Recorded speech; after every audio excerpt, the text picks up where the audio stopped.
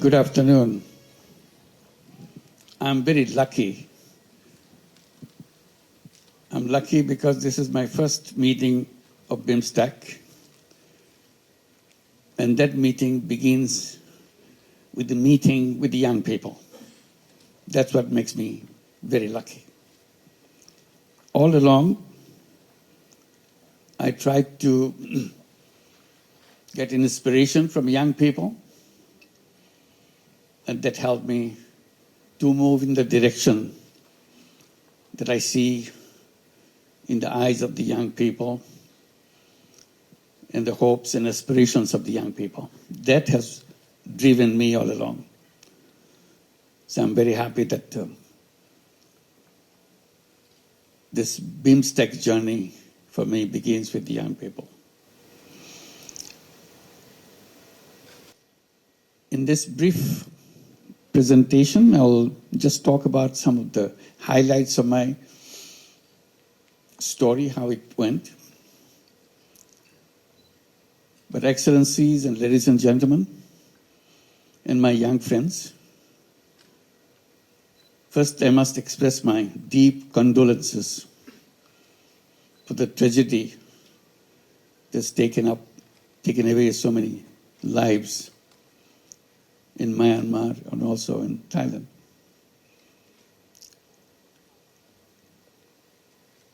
And this makes us aware of the limitation of our capacity to save people, and uncertainty, the way nature behaves, that we cannot track. We still have a long way to go, how to make sure we understand the nature and get along with it, making sure we can save people from those uncertainties that confronts us. Bangladesh is also a part of the area which is prone to earthquake. Luckily, we have not hit by such tragedy in Bangladesh yet.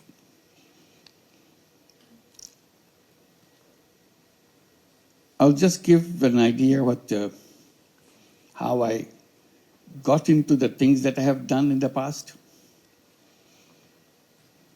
I was just mentioning to His Excellency Minister of Social Development that I used to teach in the USA, in Middle Tennessee State University, back in end of 60s and beginning of 70s. I was mentioning because I was surprised to see in my class, almost 1/3 of the class are Thai students. That's not what I expected when I began my teaching job. But I became very close to them. One reason was they are doing very bad in exams. Not because they're bad students. They're very good students. But they couldn't write in English. So I gave them a formula how we overcome that problem. That I'll say, you write in Thai, don't have to worry about it. Don't have to write in English. I'm not your English teacher, I'm your economics teacher. So they will write in Thai, and I'll pick one of the Thai students to come to my place and explain to me, read it, and explain to me what the student is writing about. If I see that it's written in the right way, he gets the grade. So I became a good friend of all the Thai students, of course. So that link lingered for a long time. And I left USA just because Bangladesh became an independent country in 1971. I left in the June of 1972 to come back to Bangladesh with all the excitement that you have a new country, you can design it with the dreams of your imagination. and you're all excited that you have independence, an independent country. So I was trying to see what I can do in that journey. But very soon, all the excitements of creating a new country started disappearing because Bangladesh was sinking very deep into economic troubles. By 1974, we had a terrible famine in the country. We read about famine in the textbooks, in the history books, but never see a famine around you. Now we have the experience of seeing a famine. You're coming from the United States with all the excitement of moving forward. Now country is sinking in depth, unimaginable depth. You see dead bodies on the street.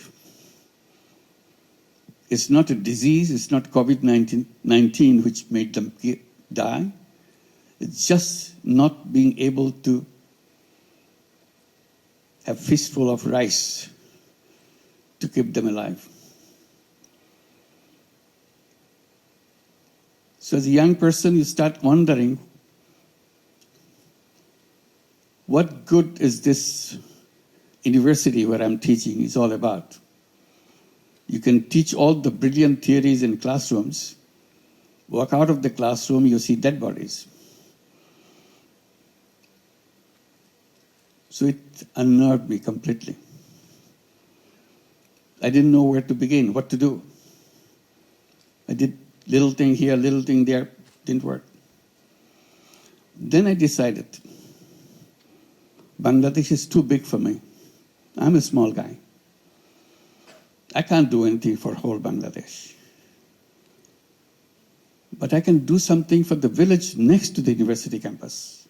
This is a very interesting university, beautiful new university, but located in the midst of villages, not in the city, in an urban setting. So I decided this tiny village next to the campus is my Bangladesh. I'll do everything I can to make sure this village remains away from the deaths from hunger. Not only this year, next year, a year from now on. So all the imagination that you have with a good economic life, I tried to bring in my ideas, how to build this, create those situations in this village. I did little things again to see if I can be helpful to people. Then I realized the village is too big for me. I can't do anything for the whole village. So I started paying attention to individuals. That's a long story. When I started talking to the people in the village, get to know them, they look at me with suspicion because I'm coming from the university, which is just next door. But still, you're a kind of quote-unquote foreigner. Luckily for me, I could speak the local dialect. So that way, there was no language difference. So one particular event took me to take a next step. Woman I met, she was a victim of a loan shark. She did a wonderful job, but the benefit of her job is entirely taken away by the loan shark who provide her the money to buy the ingredients for whatever she is making. And the loan size was just over $1. That's a loan. But that $1 loan kind of made her into a slave labor. And instead of overcoming the problem, she became a slave labor because whatever she prepares, the condition of the loan shark is, you have to sell anything you produce to me at the price I decide. Imagine that.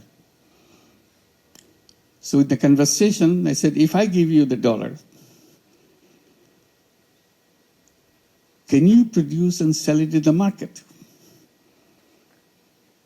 She was not familiar with the market. She said, I can try. So that was my first loan I gave. Gave her $1. I said, you have to pay me back. But whenever you can, I'm not going to force you to do anything. And the results I got from her kind of made me think, if $1 can do such a thing, why don't I do more? And I still have lots of money in my pocket. I'm coming from the United States. I was teaching there for several years. My pockets are full with dollar. So that was the beginning. And it led to step by step, not only just lending money, but raising questions, fundamental questions. If this money, this dollar can change one person's life, and you get your money back, why don't we do more? I go to the bank in the campus. It's a newly built campus, newly built banking offices. I talked to the manager. He said, why don't you lend money to the people, poor people in the village? He was shocked. He simply argued, bank cannot lend money to poor people. So I argued and argued. Nothing changed. I said, you know what? Your banking system is totally wrong. You are built in a wrong principle. The principle that you work with, the more you have, the more you get. So you're always looking for the guys who have more, so that you can give them more. I said, that's kind of reverse of the actual principle that you should have. Actual principle should have been, the less you have, the more attention you get. And my first responsibility is to go at your door to serve you. You don't do that. As a result, you create this problem for the whole village and for the whole country. Now I see it's the whole world. Same banking principle. The more you have, the more you get. If you have nothing, you get nothing. So stay there.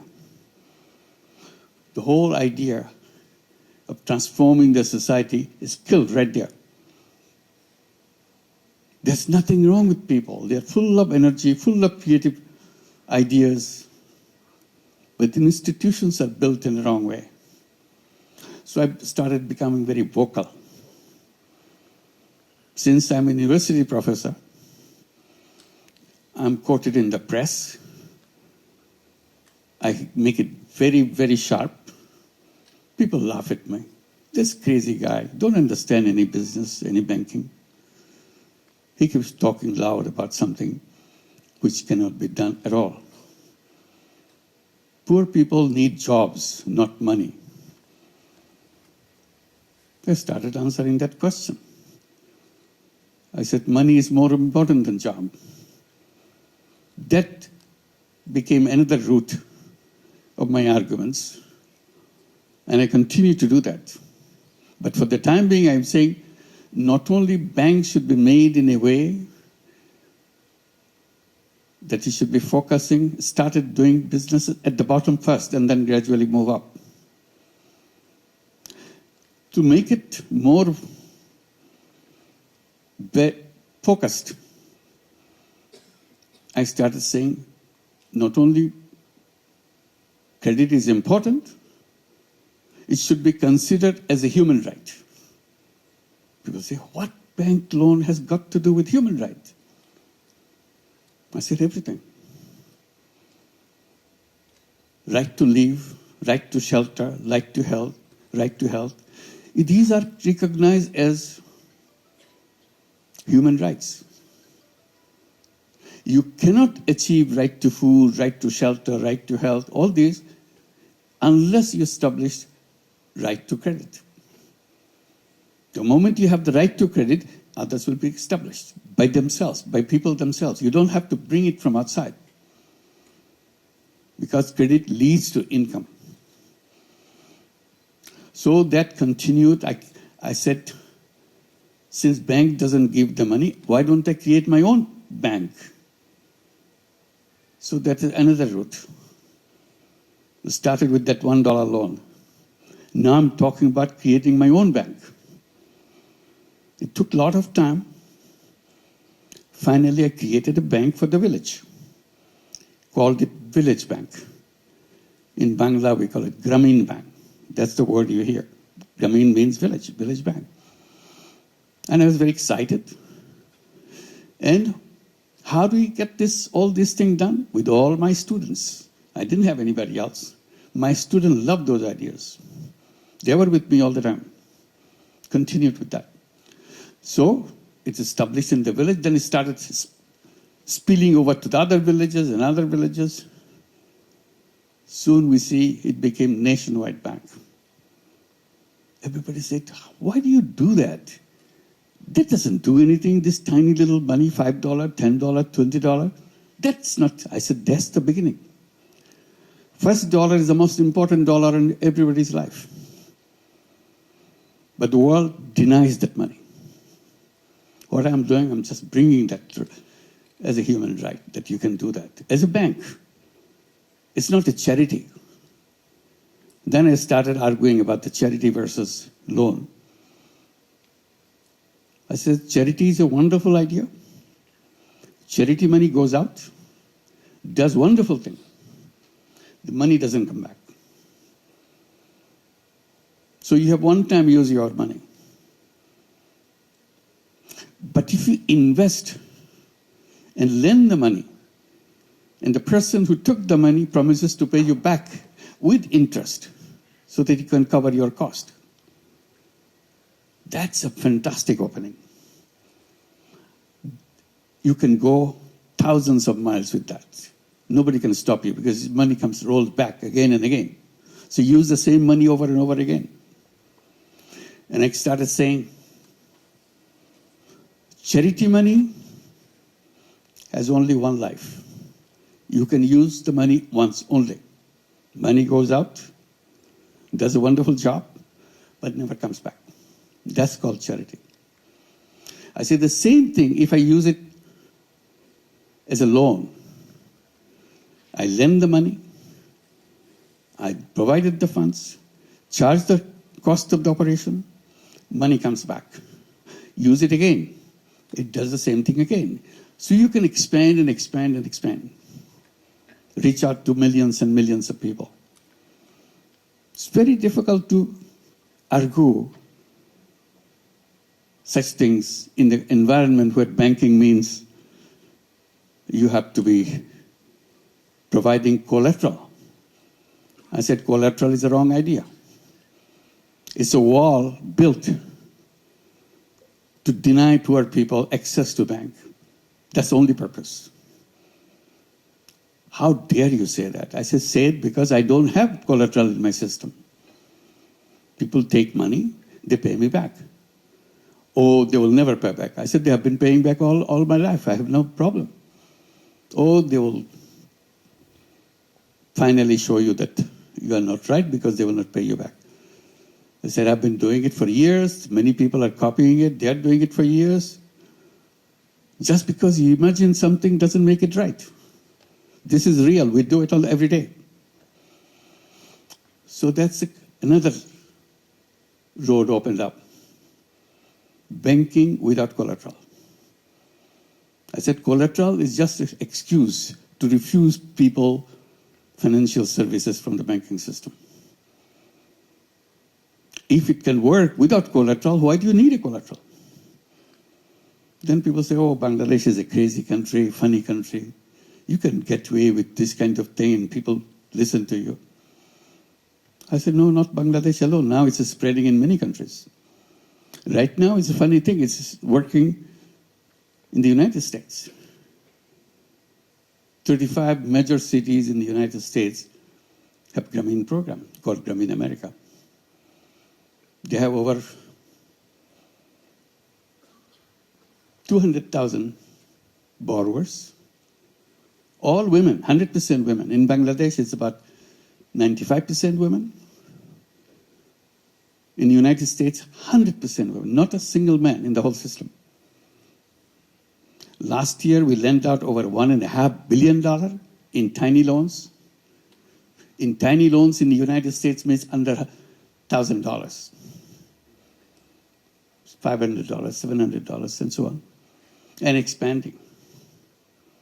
Very soon, we'll be arriving at a situation we'll be lending out over $5 billion a year. That's the spread going. So this is, again, you're challenging the system to change the world. You cannot create a world with the same system. If you want to change the world, you have to change the system. There's no other option for you, no matter how you argue with it. If you go by the same road, you'll always get to the same destination. If you want to go to a new destination,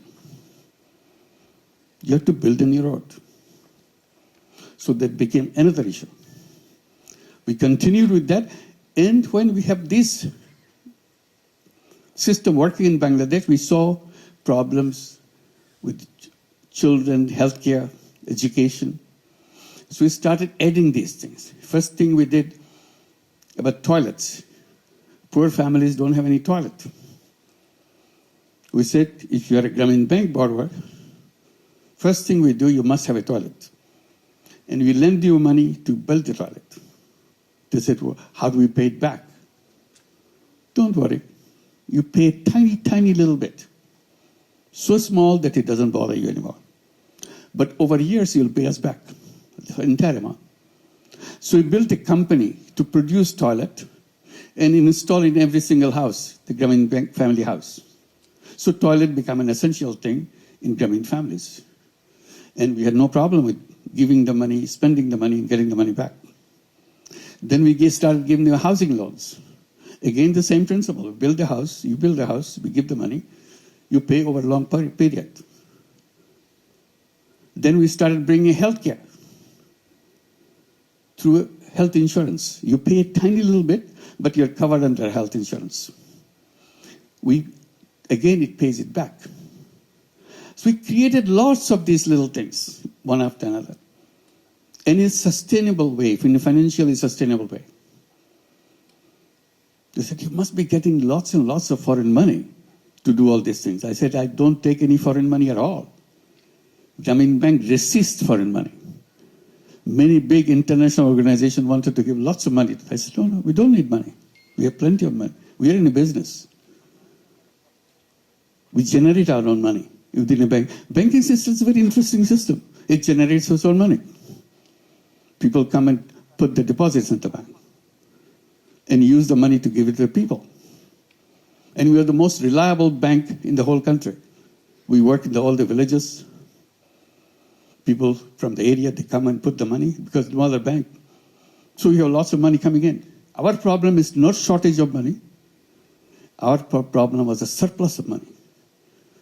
They put the money in, but we don't know how quickly to expand your business because your business is fixed. It has to be poor women. They have capacity to take money is limited. So it's a very reverse kind of experience. So this is one area. We created all these businesses. We created these programs, turned into businesses. Toilet business, so it became a commercial business. We produce toilet and sell it to borrowers. Healthcare became a separate business. Housing became a separate business. So along the way, we created many businesses. And people keep asking, how many businesses can you run? You must be making a lot of money. I said, yes, it brings the money back, but we don't want to make any profit out of it. Another debate began. Debate is, how can you run a business not to make money? Because in our textbook says, you must maximize profit. if you want to be a business. And you're saying you don't want to make profit for yourself. I said, that's the difference. I'm saying I don't want to make profit for myself. Business makes profit. Profits is rolled into the business to expand the business, to reach out to more people, provide more services. It's self-reliant businesses. That became a debate. That you cannot call a business. I said, I'm an economics teacher, so you don't have to define what a business is all about. It's a perfect business. Simply, I don't take the money off the business into my pocket. That's all. Then it turns not a business. You have to make money. That's the business. I said, no, that's not what it says. It says you have to make profit, not put it in your pocket. No, you have to put it in your pocket. So that debate went on. Big experts in economics started challenging the whole idea. I said, okay, it doesn't fit into your idea of business. This is a new idea of business. So I needed a name to define it as a new business. So I started calling it social consciousness-driven business. When I mention it several times, it looks too long for me. So I simplified it, called it social business. What is a social business? Social business is a business to solve problems rather than make money for yourself. Oh, then this is not a business. Business is not supposed to solve problems. Business is supposed to make money for yourself. I said, this is a new kind of business. Do you have a problem with that? If you have a problem, you don't go do it. I have no problem, I do it. So I created social businesses. And one after another, we created many, many social business, became nationwide businesses. Very interesting thing is, some international companies, global companies became interested in the concept of social business. They wanted to build social business, taking us as a partner. So we agreed. So we kept Danone, Uniqlo, and many other such companies. So another class of business created, social business. Said the world is stuck. And it cannot free itself from the old thinking. In old thinking, you are destroying this whole world for yourself. I said, old thinking has created old civilization, which you are going through. And I repeatedly underlined that old civilization that we are going through, the present civilization that we are going through, is a self-destructive civilization. It will destroy everything. And that's the path we are going. If you want to survive as human being on this planet, I said we have to create a new civilization, which will be, the features of new civilization has to be very clear. First condition of the new civilization, the businesses should not be greed-driven. So greed part has to be squeezed out in the new civilization. Greed will destroy us. Why? Because whatever, all the things that we talk about, we promise as a government to see this is what we're doing. Our country is moving forward, our GDP is growing and all that. Growth rate is so high. So what? All the wealth this is generated gets concentrated in few hands. They become richer, richer and richer. And we call it development, we call it growth, we call it fantastic economy. But that's, you are planting the seed of your self-destruction. Unless wealth is shared, you cannot sustain a society. Concentration of wealth equals concentration of power. And you start concentrating power and deprive the power for the people on the ground, that society will collapse sooner or later. That's it. This is one reason why the civilization cannot sustain. On top of it, we are destroying the planet through environmental side. We created the world where consumption is the king. You buy, consume, consume, consume. and in the process, create waste and waste and waste. If not anything else, the whole waste that we generate every day will put us into grave of waste. I said we have to redesign our lifestyle. Lifestyle is not about continuous process of creating waste. Life is about preservation. Life is about protection. So I continued on that. Then finally I came out with one idea, put it in a kind of capsule format. Said we have to create a civilization of 3 zeros. 3 zeros. 0 net carbon emission, 0 wealth concentration, 0 unemployment. And unemployment not because everybody has a job. The way I interpret unemployment, I said, human beings are not born to work for anybody else. The economic system that we are taught, is again put onto a wrong footing. We are asking everybody to find a job. Our education system is built around finding, so that you get a job as soon as you finish your school. You get a certificate, you get a job. I said, human beings are very different from job seeker. First of all, human beings are not slaves. Slavery is not part of our destination. Job turns you into a slave. You take orders from other people. You are born as an entrepreneur. So I bring the entrepreneurship at the center. Every child has to grow up as an entrepreneur. Our schooling, our education system change itself. You teach young people to become an entrepreneur, not to become a job seeker. So that is another clash between what we are promoting and what we are practicing in the outside world. I said, the young generation today is you forget about the previous generation. Today's generation is so different. I keep mentioning to the young generation that you are the most powerful generation in the human history. And you are taking this most powerful generation and put them into work for somebody else. Take orders from somebody else. They're filled with ideas. If you free them. Now you're forcing them to get a job because otherwise they're going to survive. Because you have not provided those things. So that's where we say we have to be entrepreneurs. So 3 zeros. 0 net carbon emission, 0 wealth concentration, 0 unemployment. And then we started encouraging young people between 12-year-old to 35-year-old to create what we call 3-0 clubs. 5 young people get together, create a 3-0 club. What do? Each one of you transform yourself as 3-0 person.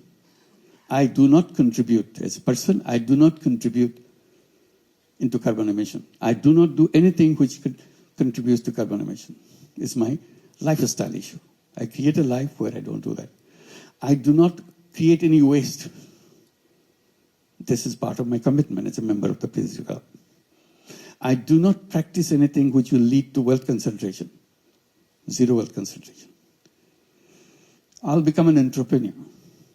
I do not contribute to job seeking, working for somebody else. So these are the 3-0, I become a 3-0 person. So this is the direction I want to go. So these are the ideas that one led to another. This is not something happened isolated way. Each one linked to one. I mentioned to go back, concentrate in one village.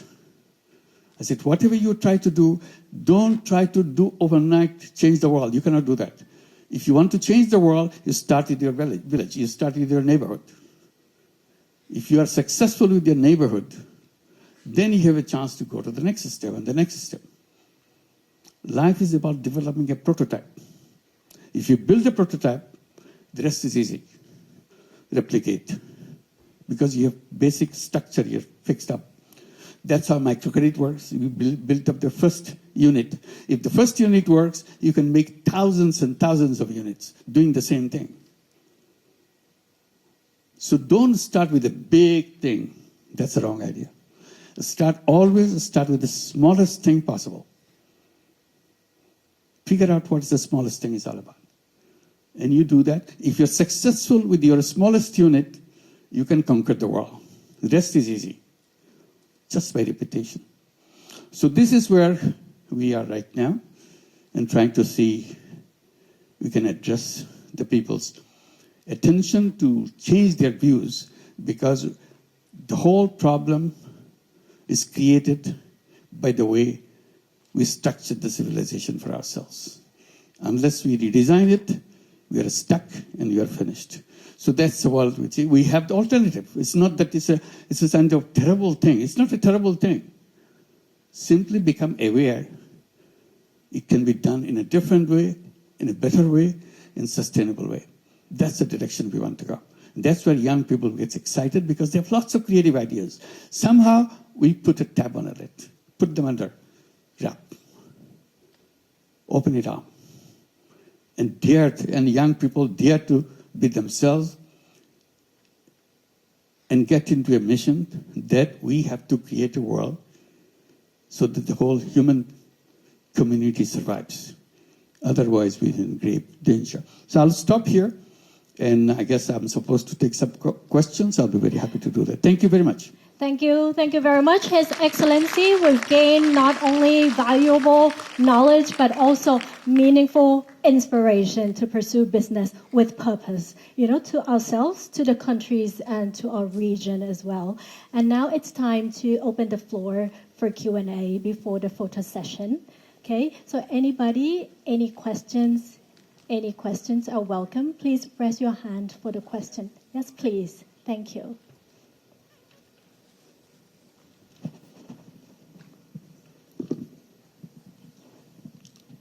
Okay. Hello, Your Excellency. My name is Jenny Starr. I am economic researcher specialized in international policy.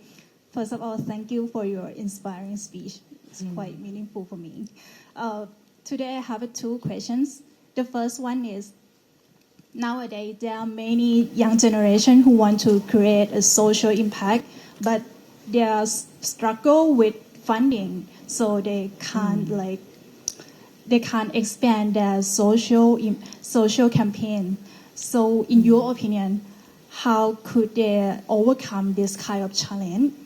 And the second one is, as the leader of Bangladesh, do you think how the government sector could create a more friendly ecosystem for young innovators, especially in social enterprise? Thank you.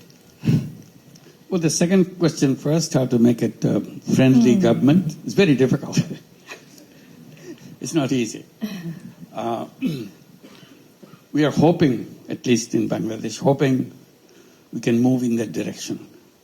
Because the people's perception in Bangladesh government is a kind of a terror machine. You create trouble for them.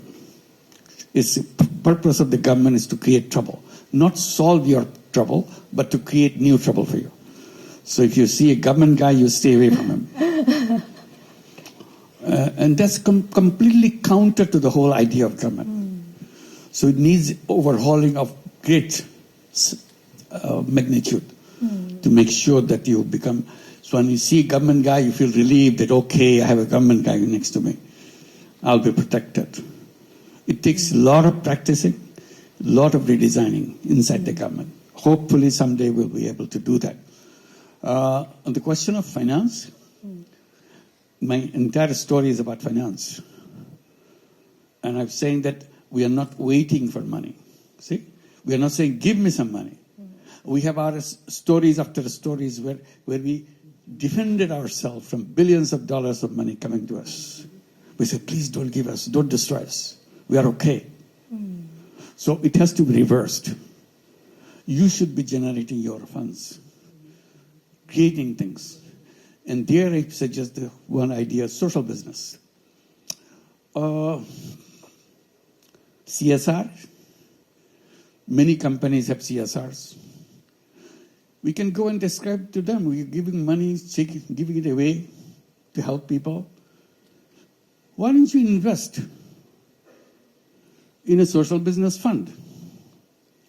so that people can take this money, create social businesses, and return the money into your fund, and you contribute to fund each year. It becomes big. You are not doing anything extra. And instead of giving it away, you are keeping it, and it's growing. And we benefit from it. Because companies are supposed to give it away. That's a CSR money. Simply you are saying you can do it other way. You can say half the money you put in a social business fund, half you give it away. See which one works better for you. If you like this one better, gradually you'll pull all the money. And then you can, in addition, if you like it, in addition, you become a partner in a social business. Healthcare could be a fantastic social business. Everybody needs healthcare. And this is the most difficult thing to get in most of the countries. I said, why don't we create social businesses? During COVID-19, we have gone through a big fight, global fight, to make vaccine patent-free. Just patent-free. We're not saying give it free. Patent-free. Patent means you protect the right for yourself. You can charge any amount you want. It's a monopoly right. Take away monopoly. You sell the product at the price which you have to charge. Because it's a question of people's life. We had a global fight for this. Fighting taken to the WTO, because that's where final voting takes place. It needs every nation's concurrence. When everybody says yes, then only then it could be removed. In the final count, when after long battle around the world, final count, 10 countries stayed away, didn't vote. So patent stayed. As a result, COVID-19 vaccine went to rich countries in extremely high prices. Companies made billions of dollars, and they're gloating with happiness, giving big captions. So many billions of dollars earned by this, so many billions of dollars here. I said, that's a shame. You're making this money at the cost of people's lives. Many people, millions of people in the world didn't have access to vaccine because they will not allow this vaccine without patent right. If patent right was removed, many countries will produce this, and it will be available everywhere. So ever since we are campaigning pharmaceutical companies to become social business companies. Today you pay a penny for your medicine, in the production of that medicine, you charge to the consumer $1 for that. Nobody can stop that. It's a free market. So I said only escape from that is to create social businesses. Where would the social business come from? From me and from you. If you agree, we do that. Nobody can stop us. It's a business. Only thing, we don't overprice it to make money for ourselves. Because social business doesn't have any room for making personal money out of the business. So that's it. So this is the way to go. It can be created.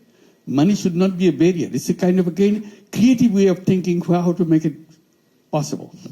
Make contracts with the people. I delivered this, you give me this, I've delivered this. That's it. Thank you. Thank you. Thank you very much. And please feel free to engage with Professor Yunus. Thank you. Please.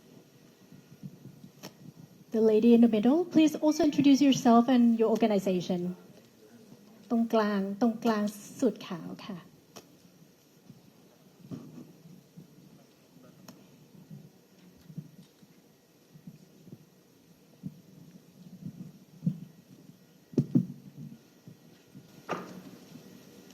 First of all, Salam Alaikum. Good afternoon, Prime Minister.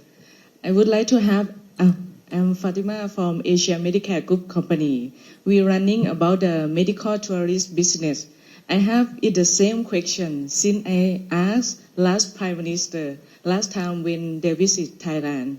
I want to know about the bank system. When is going to be developed or improved about bank to bank and increase for more easier business between Thailand and Bangladesh. Thank you so much. Thank you. It's many examples are around the world how to create a new kind of bank, it's a social business bank. So microcredit banks are social business bank. We're not talking about you make money out of the poor people. We said create a social business bank. If you want to make money and still lend money to the poor people, that's fine. It's allowed. But better still, it could be a social business, so that you do that not to make money for yourself. You do that because you want to help people to transform their own lives and give it a thing. And we keep saying that, like in the universities, in the colleges where students come, I'm saying they should be entrepreneur. In every school, they should have a social business fund. So the students who will become entrepreneurs, they'll come with a business idea and go to the school fund to try it out, practice it. It's a tiny little model that they would like to do. And if it's successful, they can attract funding from other people. But the school should be able to provide this funding so that you can start a new idea while you're still in school. Because that's where you should be preparing yourself as an entrepreneur. And people say, why should they do for social business? I said, at this time, I'm not saying it should be all social businesses. They can do money-making businesses too, but the fund should be there so that they can practice it. But I'll encourage young people to solve the problem of the world. They have to have a mission, purpose of life. Purpose of life could be, I will make lots of money. That's my purpose of life. Okay. But another purpose of life, I will change the world. Things that happen, they don't have to happen, because I will come up with an idea which removes all these problems. And history will record that I made this thing, and as a result, the world has changed. People's life has changed. So give people challenges, young people challenges. Young people love challenges. But you're not doing that. All you're saying, get ready so that you know how to appear in the interview board, how you dress yourself, how you answer questions so that you impress, so that you get a job. We are not job seekers. We are human beings. We are full of entrepreneurial capability, full of ideas. That's what the education system should be. Thank you. Thank you so very much. much. Thank you. Thank you. Yes, please. The lady in the front.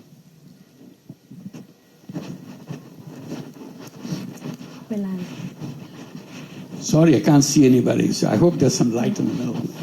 Good afternoon, Your Excellency. I'm Aslesha Karki. I'm representing Nepal for today's program as well.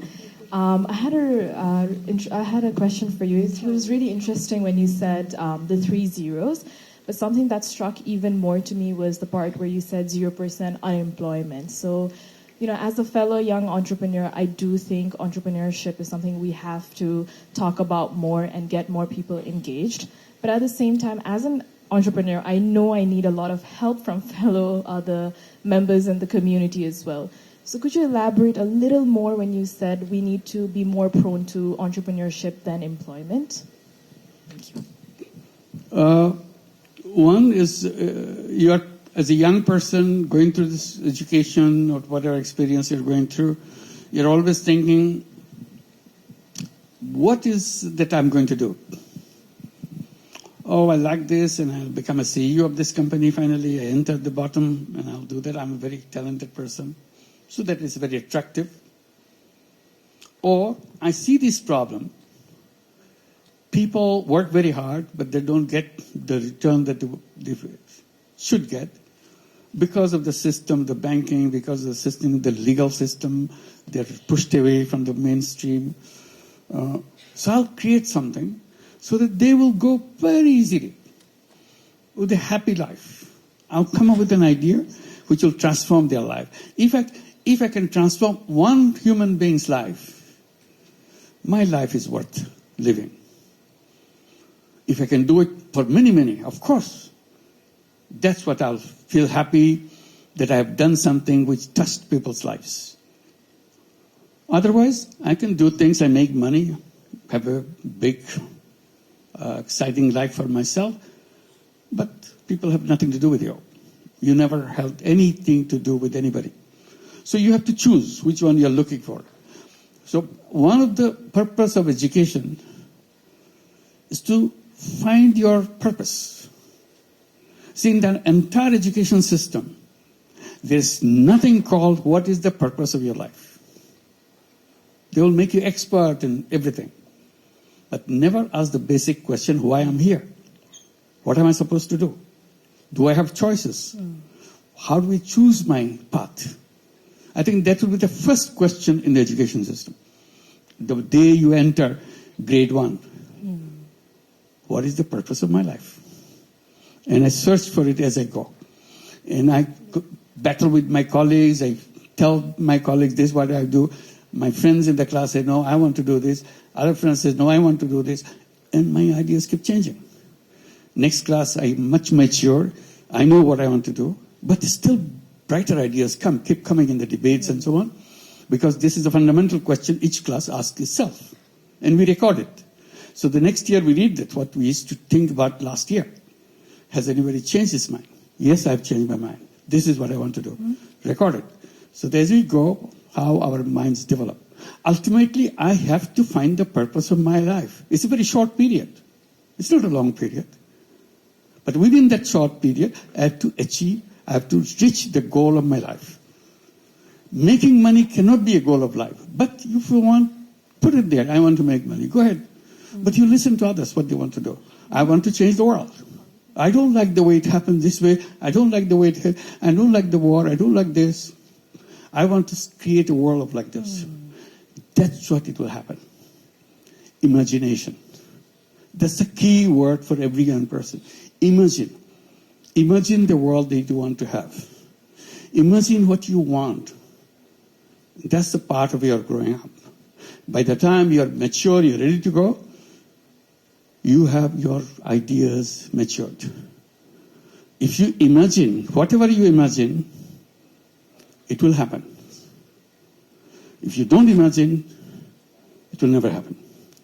Imagination is a big part. That's the most important ingredient in every single human's life. Imagination. Thank you.